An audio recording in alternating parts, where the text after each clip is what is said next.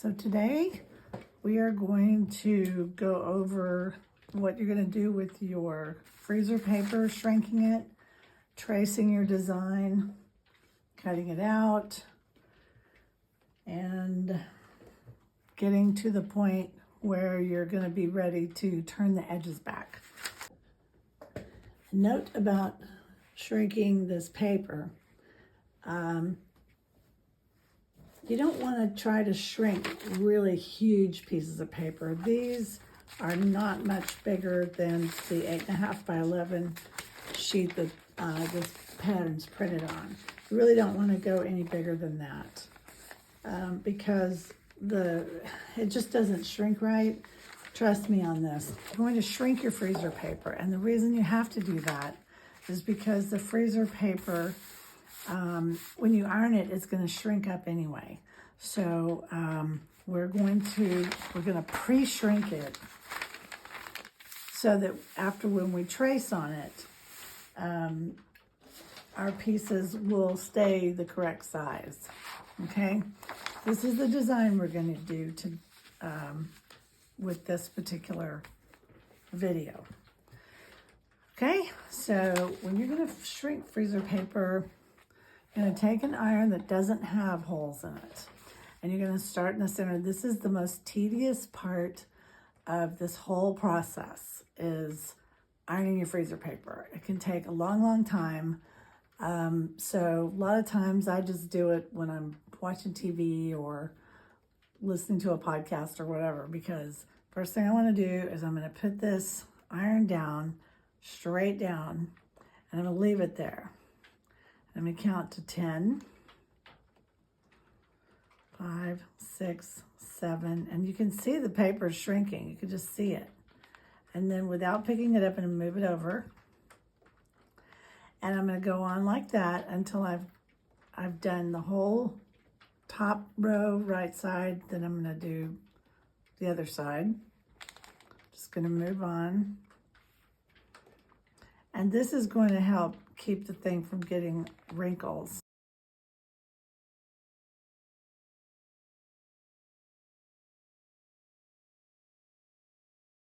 This is the shiny side. So the shiny side is up. And you can use a light box, you can use a window, or if you can see it well enough, you can just leave it on your surface. And then I'm going to trace each shape. But as I trace the shape, I'm going to move the paper around so that they're not all bunched together. I'll show you what I mean.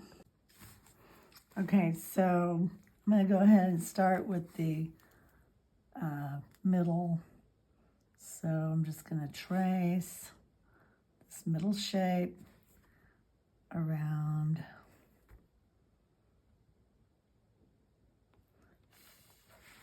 Then I'm going to move over, and I'll probably just put a mark on there so I'll know I already traced that one. Sometimes they can get a little confusing. So I'm going to trace this next one.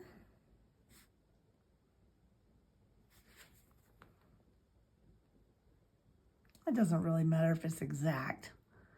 I mean, for this flower, it doesn't really matter.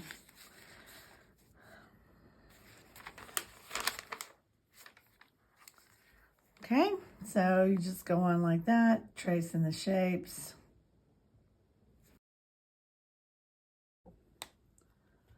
Okay, so here's all the pieces traced on the shiny side of the paper. So when I flip it over, it will already be reversed. And it'll come out at the right orientation. Of course, the flower doesn't really matter. It can go any which way. But if you're working on anything that has a particular direction, then you'll want to, if you're doing this tracing method, you're going to want to trace your pieces on the shiny side so that when you flip them over, they'll be in the right orientation. So at this point, I'm going to go ahead and I'm going to number my pieces. I'm going to number them on this side. And then I'm going to iron the second sheet of freezer paper over the top of this, okay? And you'll be able to see through it, and I'll cut around these shapes, and they'll be numbered, and they'll be ready to use on our fabric. So when you go to iron your second sheet, you have your pattern on the inside. Your tracing is on the inside. Okay. And this takes even longer than the first time because you want to really iron it for a long time to make sure that it sticks together, number one. And number two, you want to make sure that you don't get bubbles in between. So I'm just gonna, when you hold it down, you hold it for about the count of 16.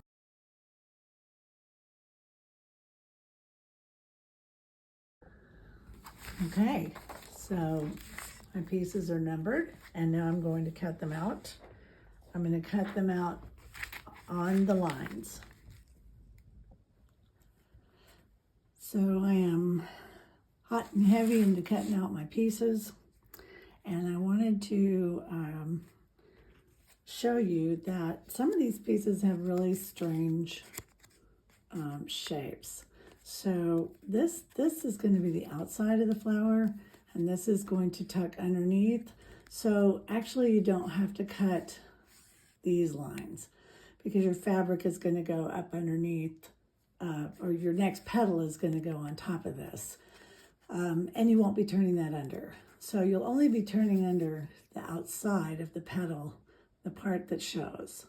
But some of them ended up with weird shapes, and I just wanted to make sure that you understood that. Like this one, it looks like this is the only part that's going to go on the outside, and you probably don't even need to cut this off, but it doesn't hurt to do it. But if it has a weird shape like that, you could just leave it curved or something. And then when you actually get to the project, you'll see whether you need to trim any off or not as you're putting it together. Okay, so as you can see, my templates are all cut out. Cutting templates is a slow process, and sometimes there are rough edges around some of your pieces. So a little file like this is very helpful to, and you can just sort of file off any, believe it or not, this will file off some of the rough edges, because if you put your, this will show up in your applique. So filing off rough edges is a good idea. There's a couple of other tools that are mentioned in Pearl's book. One's called a rasp. It's a woodworking rasp, and I don't happen to have one of those, but apparently that's good for getting into these little dips and stuff. So just inspect your pieces, feel around. If it feels rough, just, give it a little bit of a file. I mean, most of them are pretty good, I think. But if it's got like a sharp corner, whatever, just spend a little bit of time filing that off. Looks like I forgot to cut number 12 there, so I'll be getting that one cut. All right, so the first thing I'm going to do, I've already picked fabrics for my leaves, and I'm going to go ahead and just press these on. It's best to press them on the bias. They turn back better and easier if the piece is placed on the bias.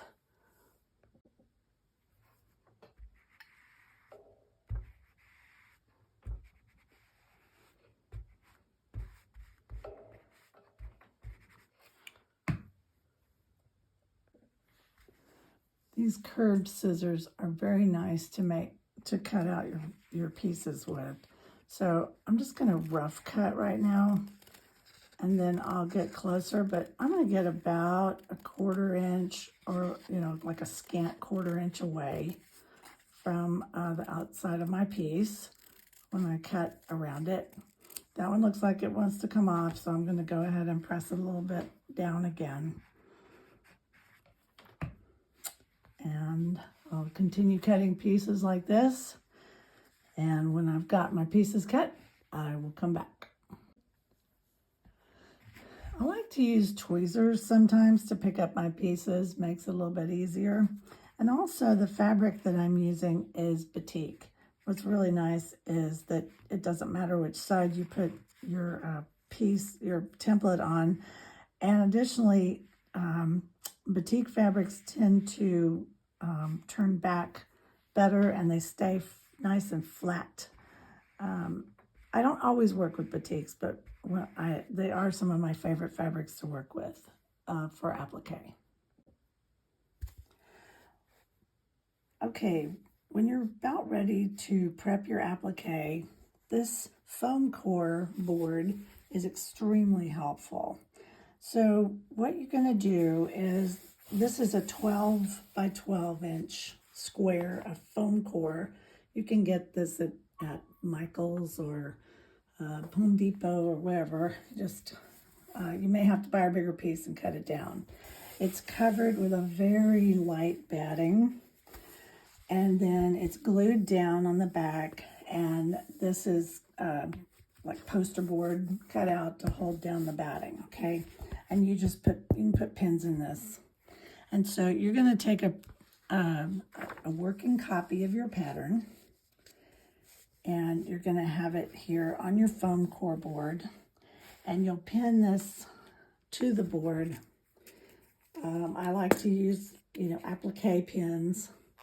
This is the applique pin that I like to use, Jana Kimball's Foxglove Cottage glass head applique pins. You can use any kind of pins you want.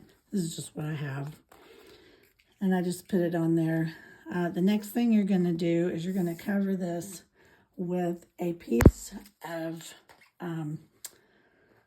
parchment paper, wax paper. Let's see, is it parchment or wax? Parchment paper. Yes, I'm using the book that I told you guys about, and we're gonna prepare a lot of things the way that my favorite applique guru does it. So we're going to place parchment paper over the pattern. The parchment paper is a non-stick surface. You can iron on it and see through it easily. The basting glue will not stick to parchment paper. So basically what we're going to do is we're going to assemble our flower all in one go right here. Okay, so here's my piece of parchment paper. I'm just going to go ahead and pin that down. And then we are going to use this to place our pieces. Okay, we are almost ready to begin turning back our edges. The last thing we're going to do is we're going to mark the edges of each shape that sit under another shape. That way you don't have to turn all of the edges all the way around the piece. So on page 27 of the book, you'll see where there are markings on these pieces that are going underneath other pieces. So it looks like piece 11 and piece 6 here have to be turned under all the way around, but piece 8, 10, 7, 6, 4, 5, 3, those are all going to be going underneath these other pieces. So we're going to do that with our pieces. I'm going to take a red marker, and I'm going to mark those edges that are going to go underneath other pieces. And so I'm just going to start with pieces 1, 2, 3, 4, 5, and 6. Okay, so we're switching irons. I'm going to use the Clover craft iron now. I'm going to use the stiletto. And we're going to use the paintbrush. You'll need a 1/4 inch paintbrush to put on the starch. And so, move these out of the way. Start with piece number 1. Now, you're gonna hold this in place and paint some starch up the side, okay? Once you've done that, you're gonna take your iron and you're going to fold the fabric back, and using the stiletto. Then this is a little bit tricky, you're going to pull the fabric as you iron it back, okay? And you will continue around this piece until we've turned back the edges, okay? So I'm going to turn it one more time. Here we are up at the top. Now we're going to just pull this back with the stiletto as I am carefully pulling it back up against the template, and the fabric is folding down, okay? So we have our leaf, our first leaf.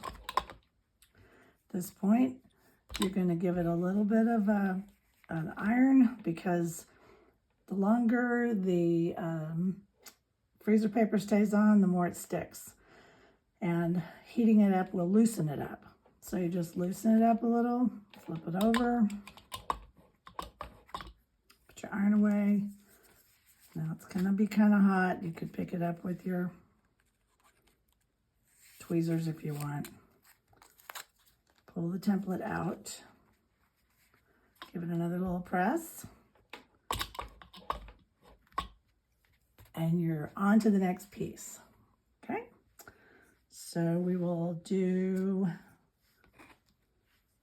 one of the petal pieces, same way. Now this petal piece is a little bit smaller. So a lot of times what I like to do is I like to take a pin. It doesn't really matter how big the pin is, but I like to just kind of anchor it in place on my ironing board, because this way, if I need to turn it, it'll stay in one spot, okay? So I've anchored it in place with this pin. Get my starch brush, dip it in, put a little bit of starch on, get my iron, press it back. Okay, and now this is why my thing gets burned, because I usually hold it down kind of long. But as you can see, I'm just turning the edge back. Okay, once I get, now the concave area is going to get clipped, and you don't clip that until you're right up on it and ready to turn it. Otherwise, depending on your fabric, it can fray. So I'm just going to do, since it's a very light curve there, I'm going to do one clip and then starch it, and then start bringing it back. Now, again, this is a little bit tricky. You just have to practice and work on it. But once you get the technique, it's not difficult at all. So I'm going to paint the last little bit of starch here. Pull the rest of it down. Okay, there we go. Take the pin out. Flip it over.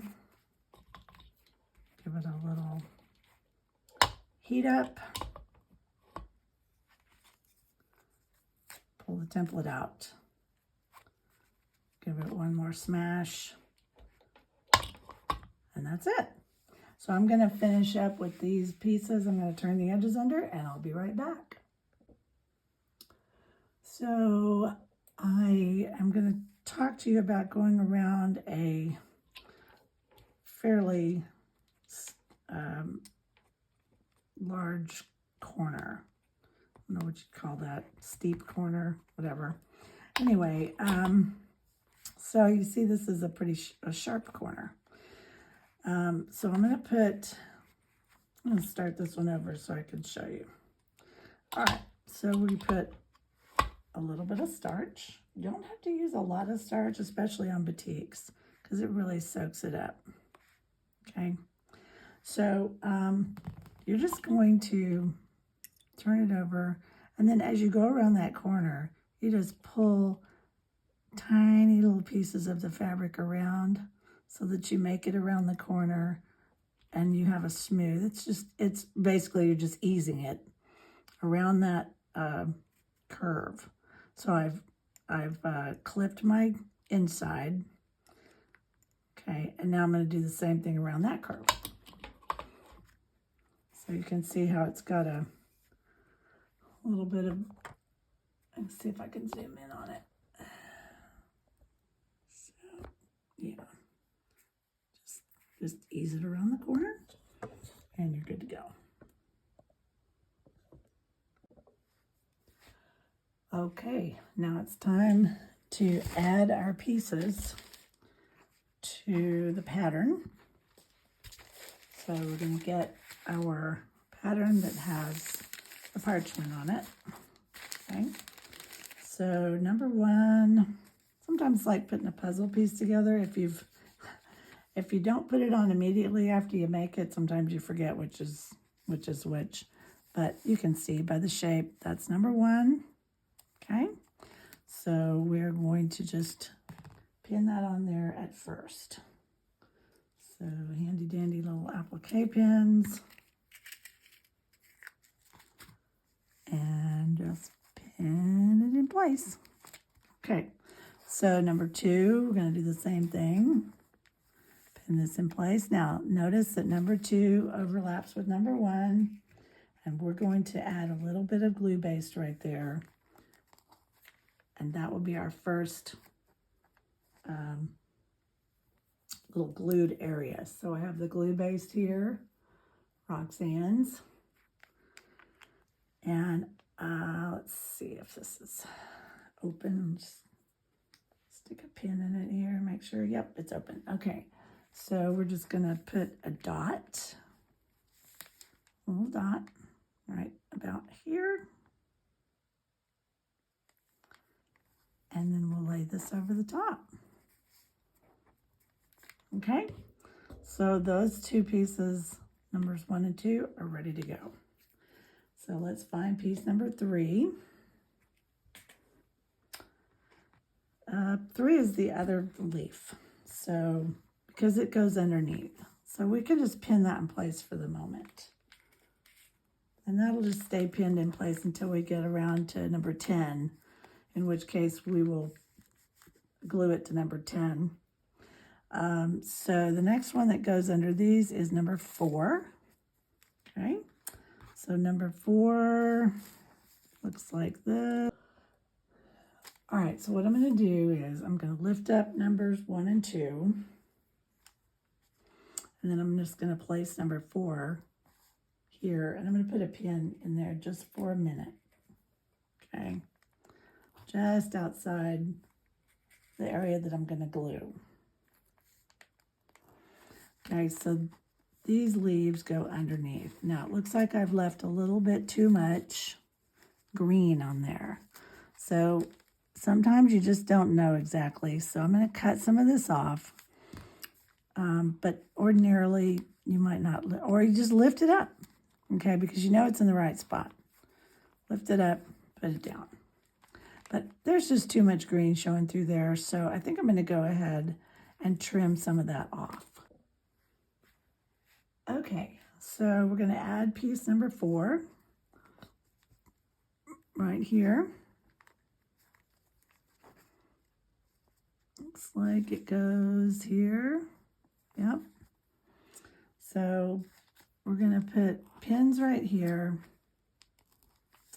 And then we're just going to flip that up, get that underneath. And that's where it's going to go. Now at this point, I'm going to go ahead and glue it. So I'm going to put the glue on piece number 4 so that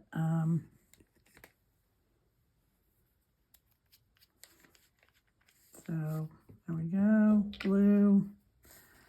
Or I can put it, actually I think I'm going to put it on the leaves. So just some dots here. And then piece number 4 goes down right on top of that. And there we are. So that's going to stay in place. Now we do piece number 5. Same scenario. We're going to stick it in place, figure out where it actually goes. Okay, because usually you'll be able to see it through your parchment paper. And stick a pin in there just to hold it in place temporarily. And then we're going to take our glue. We're going to put some glue right here on these pieces. And this is where number 5 is going to go. Right here on number 4. Okay, so there it is. Number 5. And now number 6, right here. So you can see where it goes.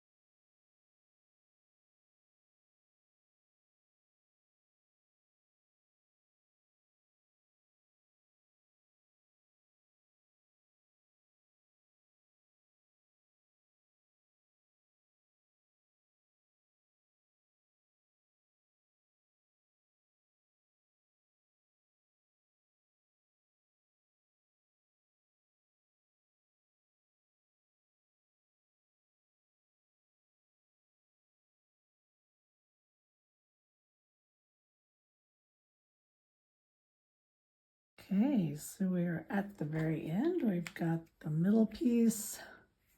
It's going to cover all these raw edges. And now that we have basted everything together,